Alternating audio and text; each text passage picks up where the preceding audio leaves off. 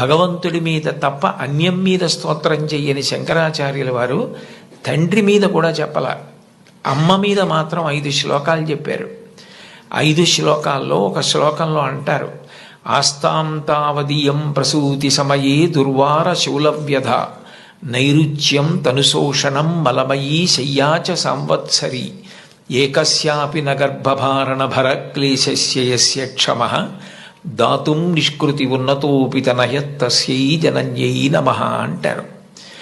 9 నెలలు కడుపు పెద్దదై వికారమును పొంది తాను వంగలేక పని చేసుకోలేక తిందామంటే ఆహారం సహించక ఎంతో కష్టపడి తాను మరణ సదృశమైనటువంటి వేదన పొంది అన్ని నిప్పులు పడి బిడ్డని ప్రసవించి ఆ బిడ్డకి పాలిచ్చి పెంచి పెద్ద చేసి ఏడాది పాటు చలికాలం లేదు, వర్షాకాలం లేదు, మంచంలోనే మలమూత్ర విసర్జన చేస్తే ఆ మలమూత్రములను తుడిచి కడిగి బిడ్డని రక్షించి తాను ఉపవాసాలు చేసి చిట్ట చివరికి అవసరమైతే పిల్లవాడు ఎంత పెద్దవాడైనా వాడికి ఏదైనా కించిత్ అనారోగ్యం కలిగిందంటే భయం వేసినటువంటి మనసుతో నా ఆయుర్దాయం కూడా నువ్వే పోసుకొని బ్రతుకని అనగలిగినటువంటి వ్యక్తి ప్రపంచంలో ఉంటే అది అమ్మ ఒక్కతే.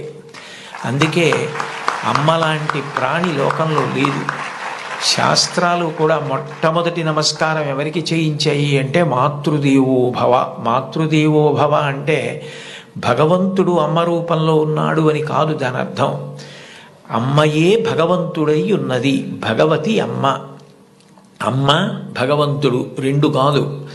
ఎందుకనంటే ప్రాణం పోయేటప్పుడు కూడా ఎక్కడ కొడుక్కి ఇబ్బంది కలుగుతుందోనని కొడుక్కి ఇబ్బంది కలగకుండా వాడికి ఏ విధమైనటువంటి క్లేశము పొందకుండా తాను వెళ్ళిపోవాలని తల్లి కోరుకుంటుంది.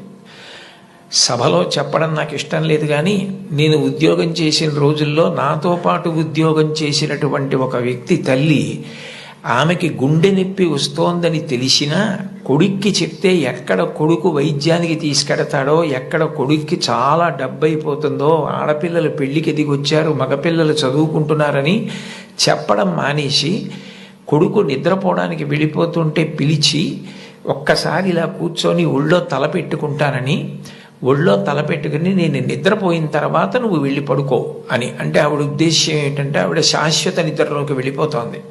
ఆ కొడుకు ఒళ్ళో తల పెట్టుకుని పడుకుంటే కొంతసేపటికి తల్లి కదలటం లేదని వాడు కదిపి చూస్తే తల్లి శరీర త్యాగం చేసేసింది.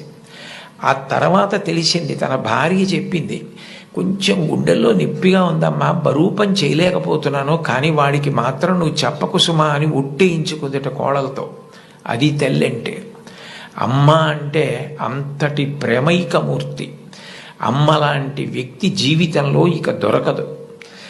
జీవితంలో అన్నిటికన్నా పెద్ద నేరం ఏమిటంటే అమ్మకి చెప్పలేము అన్న పని మనం చేయడమే. ఏ పని మనం చేస్తామో అది అమ్మకి చెప్పగలగాలి. మీరు ఏ పని చెయ్యండి, ఇది అమ్మకి నేను చెప్పలేను అన్న పని మీరు జీవితంలో ఎప్పుడూ చెయ్యకూడదు. భగవంతుడెంతో అమ్మ అంతే. మీరు మహాత్ములైన వారి ఎవరి జీవిత చరిత్ర పరిశీలించండి, అమ్మకి నమస్కారం చెయ్యకుండా అమ్మ గొప్పతనం చెప్పకుండా లేరు. ఈ రాష్ట్రానికి ముఖ్యమంత్రి చేసినటువంటి ప్రాతస్మరణీయులు టంగుటూరి ప్రకాశం పంతులు గారు తన జీవిత చరిత్రలో వ్రాసుకున్నారు. తాను మిడిల్ స్కూల్లో ప్రవేశించినప్పుడు 3 రూపాయలు జీతం కట్టలేకపోతే 25 మైళ్ళ దూరం నడిచి వెళ్ళి వాళ్ళ బావగారిని అప్పడిగితే ఆయన దగ్గర కూడా డబ్బు లేకపోతే మళ్ళీ 25 మైళ్ళు వెనక్కి తిరిగి వచ్చి, అమ్మ అప్పు దొరకలేదు, బావగారికి దగ్గర కూడా లేవుట, నేను చదువు మానేస్తానంటే అప్పటికే ఆ తల్లికి ఉన్నది ఒకే ఒక్క పట్టు చీర.